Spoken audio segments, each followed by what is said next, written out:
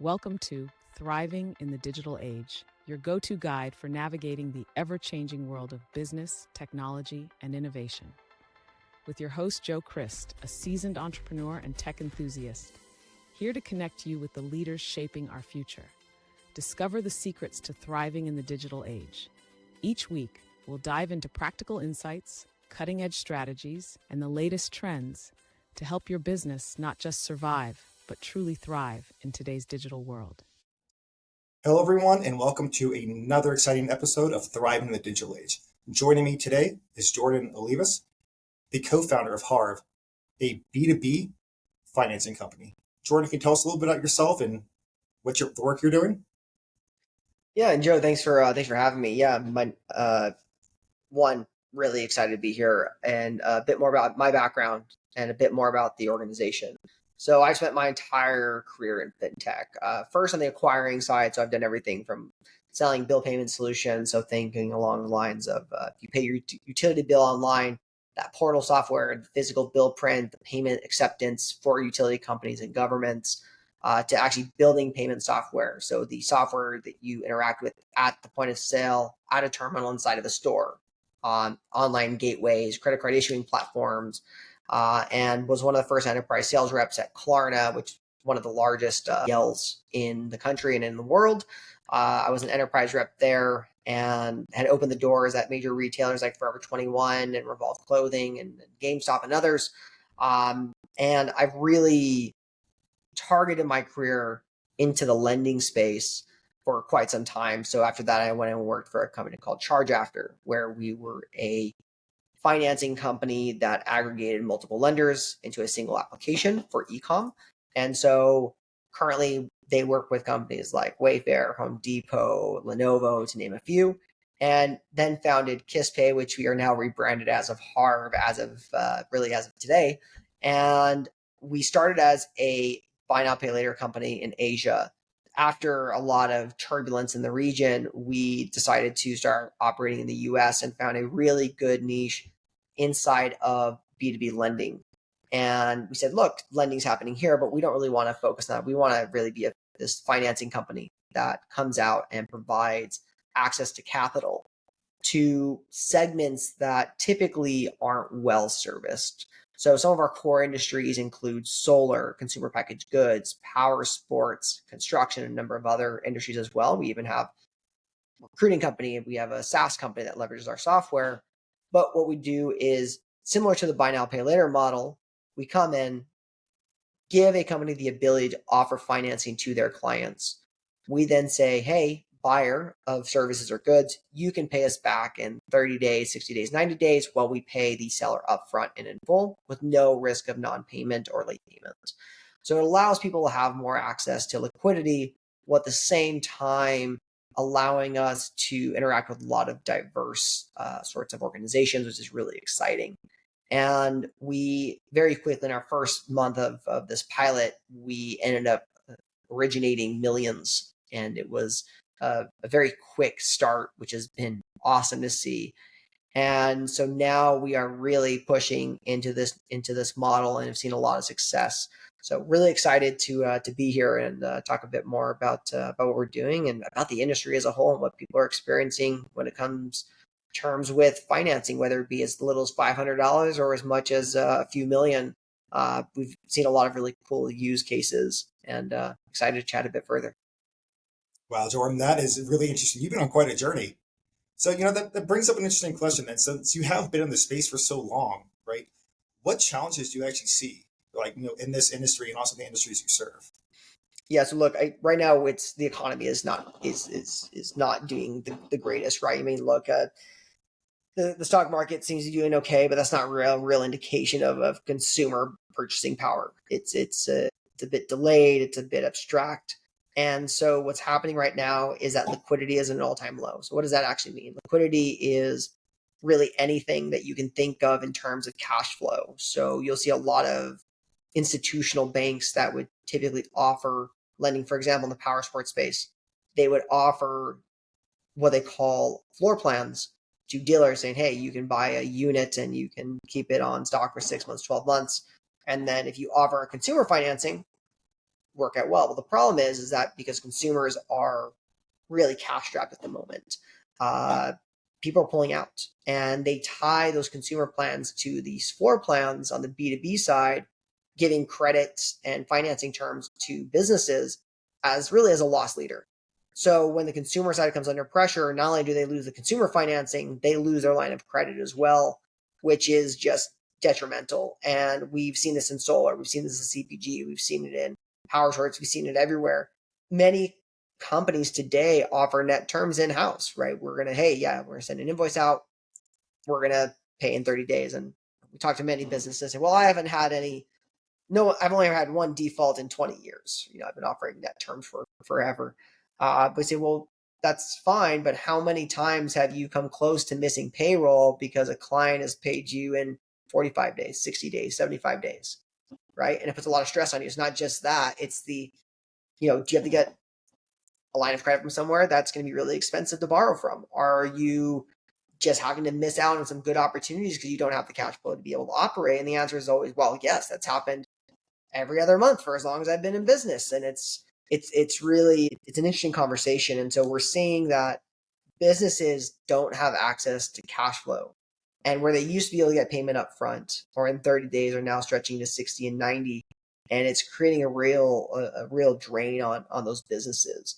And so I think what we're seeing in the market is that now more so than ever, right? Maybe since 08, there has been a huge amount of liquidity crisis, and people know that it's there. They feel the effects, but I don't think they realize to the extent of how bad it is. And unfortunately, a lot of these businesses are the ones bearing the front of this issue. That makes me think of like not just the business being impacted, but these are people's families too, right? If the business is struggling to operate, that means the employees are probably stressing out too. Is everything going to be okay? Right? Yeah, and exactly. It has so many downstream effects. For example, we like, well, like to give you an example. So for us, we'll charge an average of like 1.6% to like 2.5%. So the average is 2%. So well, I don't want to pay 2% for this cash flow thing. And it's like, well, that's 2% of your margin, but if you've got a business, it's irrelevant, right? Not including all the stress. If you lose an employee, it's going to cost you tens of thousands of dollars to retrain the replacement.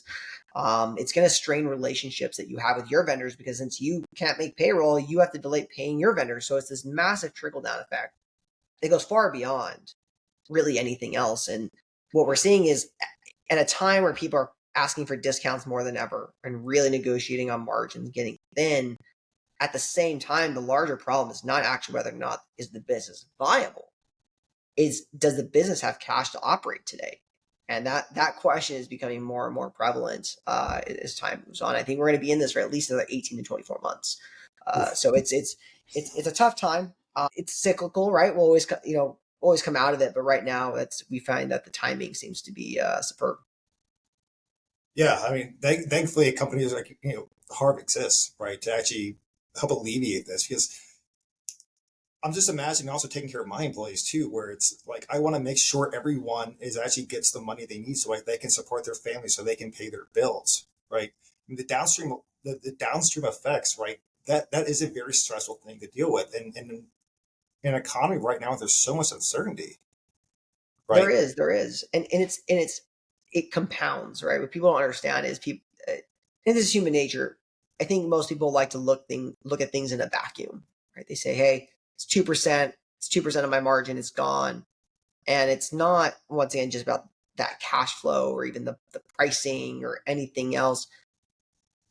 What we try to do when we talk to businesses is we really say, hey, look, if you have an outstanding invoice, like not even talking about the vendor strain that your vendors, because you can't pay them, your payroll, your stress.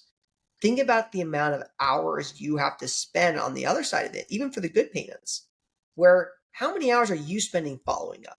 How many hours are you spending talking to your employee to ask them to follow up, trying to manage the cash flow? So if you have a bad month in terms of cash flow, you very easily could be spending 10 hours. So if you value your time at $100 an hour, or you value your employee's time at $50 an hour, let's just assume, with taxes and benefits and everything else, you talk to your accountant, internally for, at the rate of $150 an hour. If it's you have an outside accountant for $200 an hour, you're spending $300 an hour, right? 10 months or 10 hours a month, you're essentially billing $3,000, and it's not sustainable, right? Plus all the other factors. And I think when you look at what a small business has to do, right, it's the last thing anybody wants to do. And so I think you're going to start seeing a lot of businesses outside of what we're doing. I think you're going to see a lot of businesses really start to become more complex in terms of their thought process. It's not about just providing a good product and service. They're going to start realizing that, hey, I don't want to pay for that $100 a month software. And they're going to realize, holy crap, that saves me 5 hours a month. It's definitely worth it, right? They're going to start, I think businesses are really going to start optimizing not just their spend, but they're actually going to start optimizing their daily use of time. And I think that's going to be, I think it's going to be a big change in a good way. I think we're going to start seeing that now more so than ever. Right. Yeah, Jordan, you bring up a lot of really interesting points. And the one thing I want to ask you, I think the audience would greatly appreciate it because we're all feeling this right now. It's, what solutions or opportunities are out there that people can actually start looking into that to really alleviate this? It's felt by everybody. Yeah. So I'm going to kind of talk, not really what Harv's experience. I'm going to talk a bit more broadly my experience. So in the world of payments, which is very generic, right? And we're not talking someone calling you to say, hey, I'll lower your credit card fees. I'm talking really strategically at a higher level of what are payments, right? Payment is the last step in converting a sale, right? And that can be true in B2B sales, door knocking. It can be true in direct to consumer sales, right? There's in every aspect. And so you spend all this time, this money on marketing and sales and product development and graphic design, everything else that's involved to get the customer to that point. And if you fail on the payment, that's a massive sunk cost that you should not be trying to bear. Now, when you look at, I love to look at e-com sites, and everyone I say, well, my business is different. I'm like, no, it's not. Like it's different, yes, of course, but human psychology stays the same, right? Whether you're a buyer from a business or a buyer as a consumer. You go online, and if you have a 1% conversion rate on your e-commerce site, that's a terrible conversion rate. Just by adding additional payment, they said, well, I accept credit card. That's all they need, right? I remember when I've sold credit solutions into multiple companies. That's all they need. Why would they have a credit card? What does it matter? It's like, well, large portion of the industry of the country does not have a credit card. A lot of people are maxed out on their credit cards. People just don't like to use them because they got a bad connotation, right? So they just use debit cards. And so you need to find ways to lessen what we call the friction, right? Friction in payments, in a perfect world, there's 0% friction, which means any customer that comes onto your site and lands on that page, on that payment page, is going to convert into a customer. Same with the sales process. So by offering new types of payment methods, I'm not talking about just us. I'm saying if you're direct to consumer, you're offering Sezzle, which is a phenomenal buy now, pay later company, on your e-com site, you're kind of insane, right? Like there's literally no, well, it cost me 5% and instead of my credit card processing of 2.5%. I'm like, yes, but they're going to convert way more effectively than credit card. Not only that, but people who buy on Sezzle are going to spend more money and they're going to have a higher repeat purchase rate. So I'm going back to what I was saying earlier, right? Which is talking about becoming more complex as a business, is not talking about, adding a bunch of processes or buying a bunch of stuff. It's just really thinking about beyond just the actual transaction of the product that you have, and understanding the core psychology around buying as a business is going to make a big difference. And this is where people say, "Oh, loyalty plans." I implemented a loyalty plan, and I've really enjoyed it, but it doesn't really do much. Like I have very little adoption. It's like, well, it's not about you can't just offer rewards, right? You can't just offer rewards. For example, I've done some consulting with Transformco, which is the owner of like Sears and whatnot. They got this phenomenal loyalty platform that is just basically a giant data science software, right, for enterprise. And the problem is it's really about understanding your customer on a very fine level. You can't just plop in a payment method. You can't just plop in a new loyalty program. It doesn't work like that. when you actually optimize on loyalty and using data to drive your decisions, you'll find out that, hey, instead of offering 30% off to everybody on this day, why don't I just offer 30% off to 20% of the company, of the customers, 20% off this other group, and 10% to the rest. So now you've dropped your cost of customer acquisition down to a much lower rate, right? Simply by understanding your customer on a data-driven perspective, because you can say, hey, this customer base is extremely loyal. If I give them any discount, they'll buy. Hey, if I throw them in a free hat, which costs me $5, they're going to spend $300. That's way more cost effective than just offering a discount, right? So becoming more complex as a business is really understanding your customers on a deeper level and trying to understand, where am I having friction at, right? Is it at the top of the funnel? Is it the bottom of the funnel? And how can I introduce things that are customer conversion tools, and not just, you've seen the term, or heard the term at least, shelfware, right? Where you buy software, Yep. use it once, twice, and it sits there for a year and you keep paying for it. You don't need a lot of tools. You need to find a few tools that work really, really well for you, and you need to actually implement them, understand them, read the docs, go to the webinars, understand what it is. That type of stuff is going to drive your business to a whole other level. And I'm not talking just for payments, right? It's finding those few things that work well for your business, focusing on those and doing things really, really well. And I will tell you, as someone who's obviously biased in the payments world, focusing on your end of the funnel is effective, right? You can, if you go out and you say, I want to double my customer base, top of funnel, you have to double your sales and marketing costs, right? It's math, right? Have to, assuming that's optimized. If I go on the bottom of the funnel and say, I'm going to increase my conversion rate at the bottom of the funnel, 20%, that's going to be a lot less expensive and provide way more value than any place else, right? And that's where I think people have to start getting more complex in how they think about their business. It's, once again, where is that friction? Where am I losing them at? And how can I implement things to smoothen that journey? Right. You bring up an interesting point too, and this is something I've dealt with a lot with my own clients. It's when it comes to process design, right? A lot of companies become very dependent on technology, right? They want the quote unquote best in class solution when that's really not realistic to their needs. A big part of solving these problems is actually understanding your process, understanding your customers, and finding the right tool that fits the job at the moment. Because obviously, as you begin to grow, then your needs will change, and then the actual the software solutions and the process solutions you're actually going to implement are going to change with it. But that's a very, very critical point, right? If you do want to improve it, you need to really understand the process and the technology you're using. And as you said before, read it, understand what you're actually doing, and then apply. And that does save you money. Not only saves you money, but also increases revenue too, because now it's like, hey, we are building a better process that is now augmented with the right tooling. Yep, exactly. And I'll draw I always like to say everything in life can be related back to business and vice versa, like in sports, right? I love to play pickleball. I'm a fanatic. It's got me addicted. Been playing like a year and a half, and I'm like, I'm very much attuned to watching what paddles people are playing with. You'll see some like brand new players will go out and drop $300 on a paddle, and they'll go and buy, like, this isn't working, though, I'm going to buy another one, and then drop like $300 on a paddle. And the ground reality is they just have to use what they have and really understand the mechanics behind what that paddle does. Is it a power paddle? Is it a control paddle? Where am I placing my shots?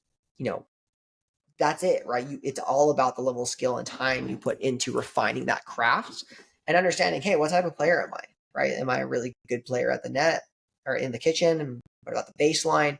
Where can I really zone in what I'm good at? And hey, is it me not buying a new paddle? Maybe it's buying a new pair of shoes to where I'm not twisting my ankle and I can move a bit quicker. Or maybe it's, hey, I just really want to work on hitting my drop shots. So it's the same process, right? It's picking out that one thing you're really, really good at, really refining it, or maybe saying, hey, what am I not good at? And just spending all your effort on just really understanding what's the one tool I can use to implement to make that just a bit more effective. That's a really great point. I think really revisiting the basics of and understanding who you are, right? Who you are as a person, as an operator, but also who you are as a company, and where your strengths lie, but also where you're not strong, and really visiting that. Exactly. That was so fascinating, and I feel like you have so much insight into this. So when it actually comes to the future of this industry, right, and also the industries you serve, Like, what do you see? How do you mentioned before that we're going to be in this like it's maybe downturn or this challenging economy for a couple more months, well, 18 months or so. How do you see it being over in the future, right? Or is it going to get worse? Does it get better, or how do you see this? Yeah, I think, going back to my initial point, right, where people are going to be, the business is going to become more complex, and how they operate, at least the good ones, right? I do see, when we talk about our product, we're at our core, we're not really a financing company. We're an accounts receivable automation platform, meaning we can automate everything, from card, because they'll say, "Oh, I just want to send out invoices using just your platform for things I need to offer terms for," and that's how it starts. And then we say, "Well, look, you have 150 customers you're collecting from every month. Every month. How many of those are you following up with? How many of those are you trying to reconcile? It's a huge pain, but they don't realize it's a pain because their accountant does it or whoever else does it. For us, we're kind of saying, no, like, let us handle your accounts receivable automation. Like, you let it, we're a really good tool. If you let us be your tool, let us handle your card payments, your ACH, your wires. So you get one payment in per day. Everything's reconciled. You get a reconciliation file and everything's nice and clean. I think that's where you're going to find, once again, what tools are you using, outside even what we're doing, right? We're going to see, I think, a lot of people, I hope to see at least the good businesses start spending more time with the tools they have, understanding what is it they offer.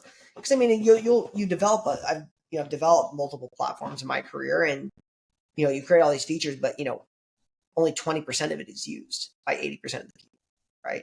But when you find out, like, what you'll call a power user, right? Really understanding. I would say, like, if you want, oh, I gotta pay for a consultant to come and do this. I need to pay for this training, this seminar to go learn X, Y, Z about the industry. No.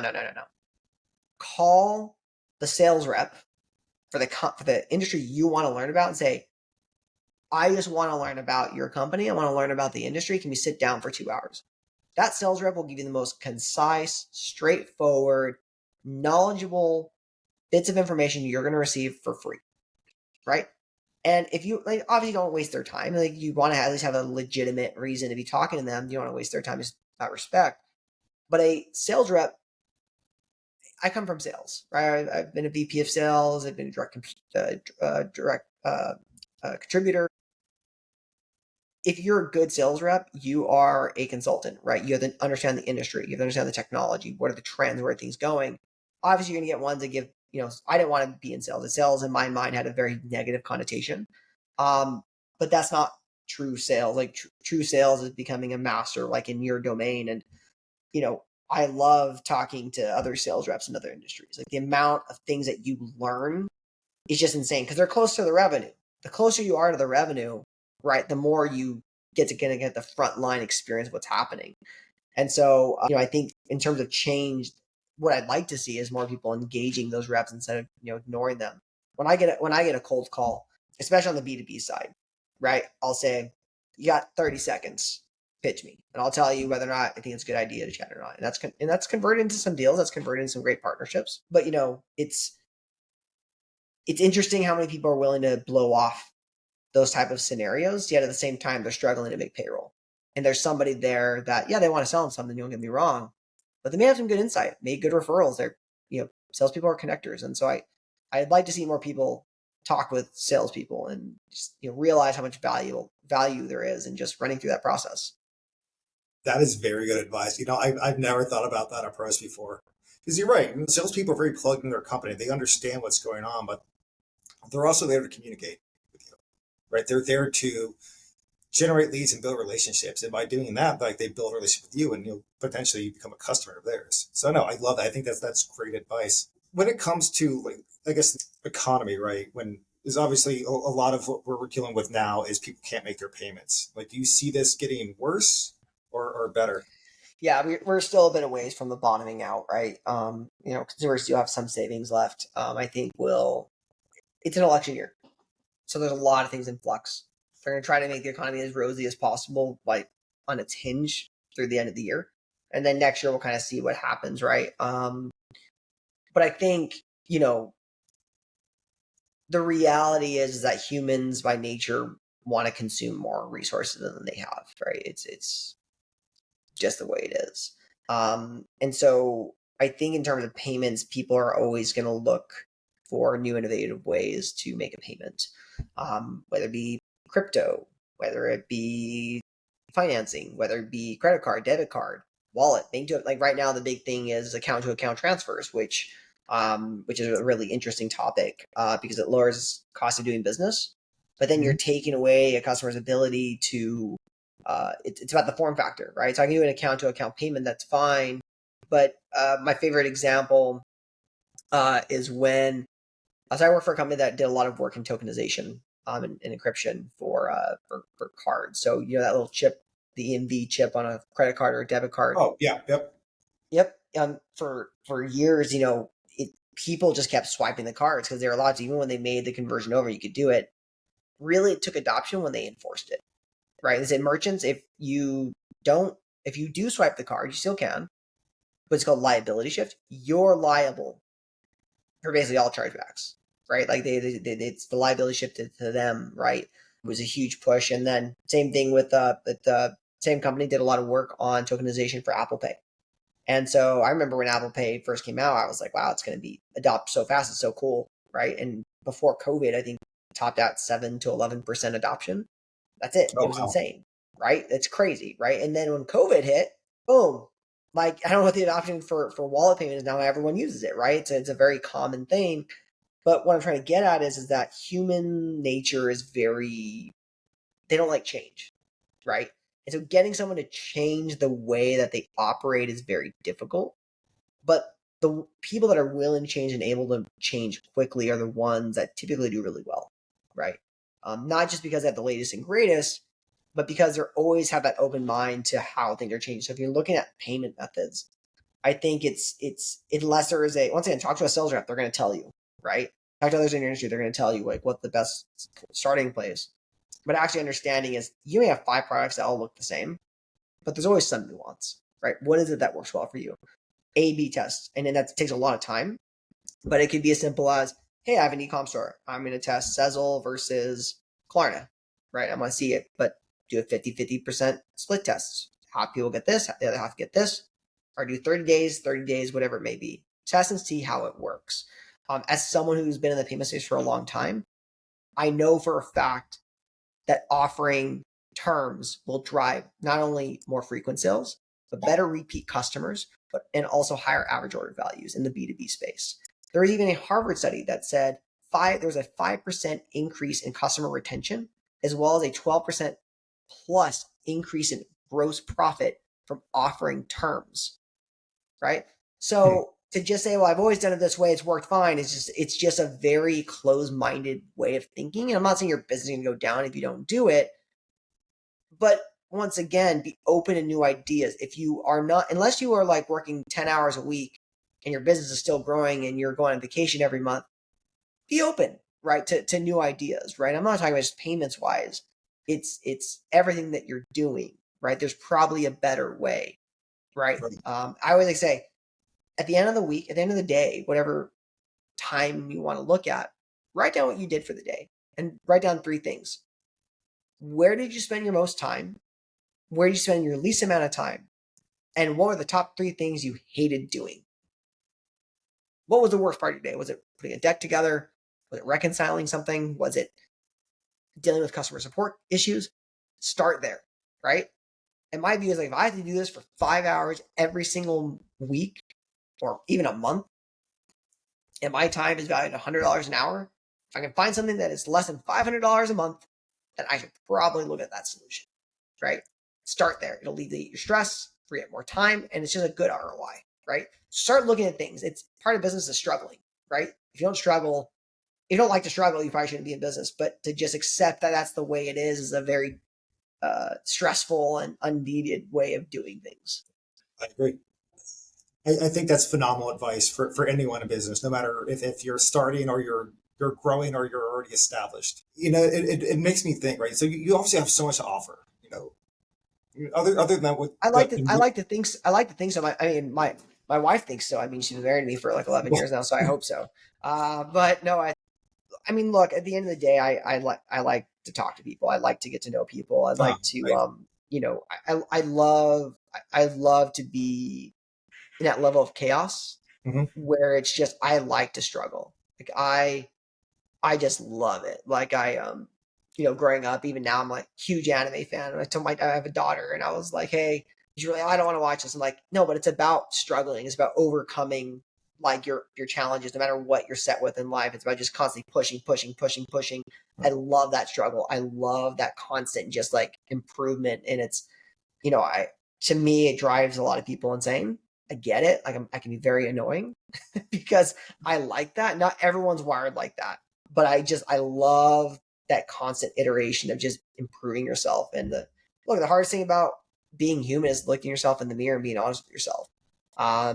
I struggle with it. Everyone struggles with it, but the more you do it, told my daughter, hey, look, instead of watching this on YouTube, I told my son, instead of watching stuff on YouTube, go watch a video about how to be a better singer. He said, well, I can already sing well. Well, those are the type of people that don't succeed in life, right? It's the ones that realize how far they have to go. I say, if I'm lucky, I know maybe 1% of what there is to know about payments and lending. Maybe. And that's a lot of knowledge. But I talked to one of the product managers at a firm earlier today, and we just had a blast talking about the industry. I learned so much in a 30-minute call.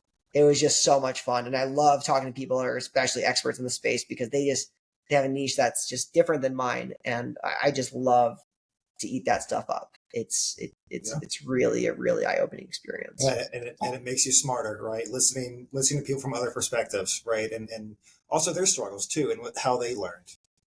Yeah, I've got this one product guy at Harv that loves to call me out on my shit. He just like, Jordan, like, what's wrong with you? We can't do this. This is too much. This is how it works. And I think he'd probably get fired from a lot of companies because he is so vocal about it. But he has the same passion that I have about the company, and he wants what's best. He's a smart guy, and he pushes back, and I love experiencing that. And sometimes that comes off the wrong way to a lot of people. But, if you kind of accept that for what it is, that we're all on the same page, and my co-founder, right? There's many times I don't want to do something. He's like, Jordan, you have to do this. Like, you can't just keep pushing this up. And so like, I like people that can just be as straightforward as I am and, realize that it's not a personal attack on you. Right. And if anything, more people you have like that around you, the better. And that's why I love doing what I'm doing. Words to live by.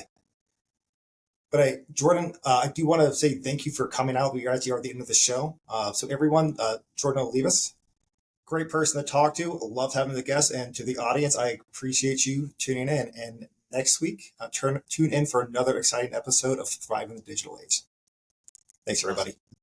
Thank you, everyone. Thanks for tuning in to another episode of Thriving in the Digital Age.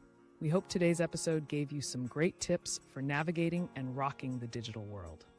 Remember to hit subscribe for more awesome tips, strategies, and expert talks on thriving in the digital age. Stay connected, stay informed, and keep on thriving.